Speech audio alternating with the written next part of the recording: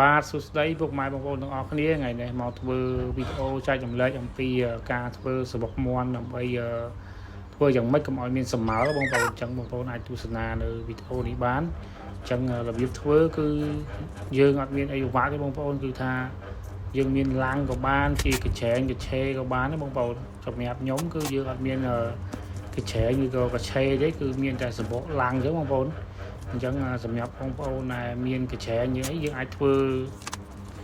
ដាក់កញ្ឆែងអីក៏បានដែរសម្រាប់ខ្ញុំនេះគឺសបុកឡាំងបងប្អូនដោយសារយើងអត់មានកញ្ឆែងឬក៏កញ្ឆេទេបងប្អូនឡើយទេគឺយើងមានតែសបុកឡាំងអញ្ចឹងណាអញ្ចឹងថ្ងៃនេះមកចែករំលែកពីរបៀបធ្វើសបុកមាន់ថាយើងធ្វើយ៉ាងម៉េចដើម្បីកុំឲ្យមានសម្មើបងប្អូនអញ្ចឹង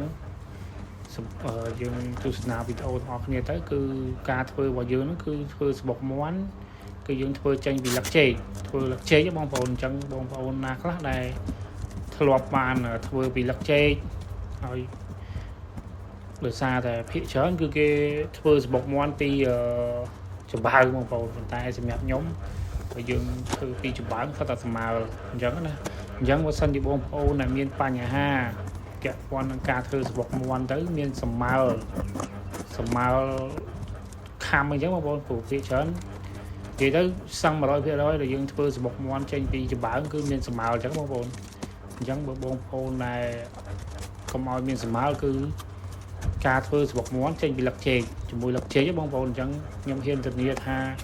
100% មកគឺអត់មានសម្មើទេដោយសារខ្ញុំបទពិសោធន៍ខ្ញុំផ្ទាល់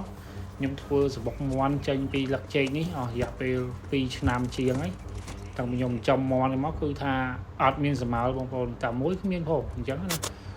អញ្ចឹងខ្ញុំធានាថា 100% គឺអត់សម្មើអញ្ចឹងបងប្អូនអាចសាកធ្វើខ្លួនឯងបានបើសាកធ្វើសិនបានយើងជឿជាក់មកថាជឿជាក់តែខ្ញុំនិយាយណាប៉ុន្តែសម្រាប់ខ្ញុំហ៊ានឲ្យ rate 10 លើ 10 ហ្មង 100 លើ 100 ដោយសារវាអត់មានសម្មើមែនព្រោះថាខ្ញុំធ្វើខ្លួនឯងផ្ទាល់រយៈពេលប្រហែលឆ្នាំនេះគឺអត់មានសម្មើទេអញ្ចឹងវាអត់មានអីពិបាកបងប្អូនគ្រាន់តែយើងយកលឹកចេកក្រៀមណាលឹកចេកក្រៀមរបស់យើងហ្នឹងគឺយើងចូលហាលវាស្ងួតទៅហើយយើងធ្វើយកមកធ្វើបានបងប្អូនអញ្ចឹងដូចក្នុងវីដេអូអញ្ចឹងបងប្អូននេះគឺសបុកឡាំងរបស់យើងបានជីរួចរាល់អស់ហើយអញ្ចឹងយើងអាចកាត់វាទៅដាក់កម្ពស់មកទៀតហ្មងសម្លុកមាន់ចូលអញ្ចឹងបងប្អូនហើយបន្តមកទៀតយើងបោកលឹកចេកហ្នឹងបងប្អូនយើងលក្ខណៈហែកវាអញ្ចឹងណាយកតែលឹកចេកបានហើយសម្រាប់ធៀងវាយើងធៀងវាបើសិនជាធៀងតូចយើងអាចយកបានតែបើធៀងធំអញ្ចឹងយើងអត់យកទេបងប្អូនដោយសារវាអត់តុនអញ្ចឹងណាមាន់វាអត់ចង់អត់ក្រាបទេអញ្ចឹងបងប្អូនហើយសម្រាប់ខ្ញុំនេះខ្ញុំបាតក្រោមនេះគឺយើងអាចដាក់ទាំងធៀងទាំងអីបានបាតក្រោមបងប្អូនយើងញុកវាទៅដាក់ទាំងធៀងទាំងអីទៅហើយអាណាធំពេកយើងកាត់ចោលអញ្ចឹងបងប្អូនវាធ្វើបែបនេះគឺវាអត់មានសម្មើបងប្អូនធានា 100% បងប្អូនអាចធ្វើតាមបានសាកមើលបាននៅផ្ទះកុំអាចជឿអញ្ចឹងណាយើងធ្វើសិនប៉ុន្តែបើសម្រាប់ខ្ញុំដូចខ្ញុំនិយាយដែរគឺខ្ញុំធ្វើហើយគឺអត់មានសម្មើទេតែមួយគ្មានផងបងប្អូនអានេះខ្ញុំបទពិសោធន៍ខ្ញុំចែករំលែកទៅដោយសារកន្លងមកខ្ញុំធ្វើពីលឹកចេកហ្នឹងមែនហើយវាលឹកចេកហ្នឹងគឺវាល្អបងប្អូនទី1វាអត់សម្មើទី2វាញាស់ក៏អស់ដែរបងប្អូនវាអត់មានត្រូវខាតអីទេគឺញាស់ធម្មតាអញ្ចឹងបងប្អូនដូចយើងដាក់ចំបើងអញ្ចឹងណាអញ្ចឹងយើងបត់វាទៅតាមទៅតបលឹកចេកហ្នឹងអញ្ចឹងបងប្អូនលឹកចេកវែងនេះយើងឆ្វាយវាលអញ្ចឹងណាហើយឆ្វាយវាលហើយយើងហែកដាក់ប្លោះកដាលហ្នឹងទៅដាក់ធ្វើម៉េចឲ្យវាណែនហើយឲ្យវាដូចសបុកមាន់ឲ្យវាចេញដូចសបុកមាន់អញ្ចឹងបងប្អូនវាងាយស្រួលក្រាបអញ្ចឹងណាអញ្ចឹងយើងដាក់វាទៅតាមជំរឿឡាំងរបស់យើងអញ្ចឹងយើងដាក់អាហ្នឹងយើងដាក់កាន់តែច្រើនវាកាន់តែក្តៅព្រោះលឹកចេកបងប្អូននឹងប្រាប់ហើយលឹកចេកគឺគេ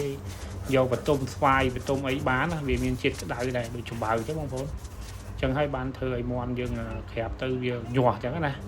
ហើយឥឡូវហ្នឹងយើងរៀបចំហើយយើងចាប់ផ្ដើមដេវាទៅលួសណាយើងចងវា3 4ជ្រុងទៅដើម្បីអីដើម្បីកុំឲ្យមាន់វាកាយធ្លាក់មកវិញអញ្ចឹងណាយើងធម្មតាយើងដឹងហើយមាន់មុននឹងវាពងគឺវាតែងតែកាយហើយបានវាពងអញ្ចឹងវាមិនមែនឡើងទៅពងយកហ្មងបងប្អូនអញ្ចឹងយើងត្រូវចងវាមួយជ្រុងមួយអញ្ចឹង 4-5 ជ្រុងទៅគឺ វាលែងកាយរួចហើយវាលែងកាយធ្លាក់មកអញ្ចឹងណាហើយយើងមើលទៅកន្លែងណាដែលវារៀងស្ទើយើងញុកលឹកចេកថែមហើយបន្ទាប់ពីយើងចងហើយអស់គឺយើងកាត់វាអញ្ចឹងបងប្អូនកាត់វាឲ្យវាទូអញ្ចឹងណាយើងញីក៏បានយើងកាត់វាឲ្យអត់អញ្ចឹងក៏បានបងបើយើងមានកន្ត្រៃដូចខ្ញុំអញ្ចឹងកាត់វាអញ្ចឹងទៅឥឡូវហ្នឹងស្បុកមាន់របស់យើងគឺហើយបងប្អូនឃើញអត់ឃើញស្អាតអត់ហើយតំណងបងប្អូនគឺងាយស្រួលឥឡូវយើងទៅធ្វើហើយយើងយកទៅដាក់ឲ្យមាន់ណាបងប្អូននេះគឺធុងមាន់របស់ខ្ញុំណាអញ្ចឹងមាន់នេះវាពងហើយបងប្អូនគឺតែវាពងនៅលើសបុកសបុកចាស់ហ្នឹងបងប្អូនសបុកនៅចិត្តអស់លឹកចេកហើយអញ្ចឹងខ្ញុំខ្លាចវាអត់ញាស់អញ្ចឹងខ្ញុំធ្វើសបុកថ្មីហើយយើងយកពងវាទៅដាក់អញ្ចឹងបងប្អូនដោយសារអីយើងបើយើងឲ្យក្រាបនៅក្នុងខ្លាចវាមិនញាស់អញ្ចឹងដោយសារវាអត់សូវមានលឹកចេកទេអានោះវាសបុកចាស់វាយូរហើយវាកាយខ្ទេចអស់ហើយអញ្ចឹងណាហើយខ្ញុំឲ្យវាពងមកតាណាសិនឥឡូវហ្នឹងវាពងបានហើយជា8 9គ្រាប់ហ្នឹងបងប្អូនអញ្ចឹងយើងរៀបចំទៅហើយយើងកុំភ្លេចចងខាងក្រោមបងប្អូនvìថាយើងអត់ចងទេវានឹងឈប់អញ្ចឹងណាវានឹងក្លាប់អាធុងហ្នឹងឯងបងប្អូនហ្នឹងហើយអញ្ចឹងបងប្អូនវីដេអូហ្នឹងវាតែប៉ុណ្្នឹងបងប្អូនអញ្ចឹងបងប្អូនអាចទៅធ្វើតាមសាកមើលបងប្អូនសម្រាប់បងប្អូនណាដែលធុញទ្រាន់នឹងសម្មាល់អញ្ចឹងណាអញ្ចឹងអរគុណច្រើនបងប្អូនវីដេអូមានតែប៉ុណ្្នឹងបងប្អូន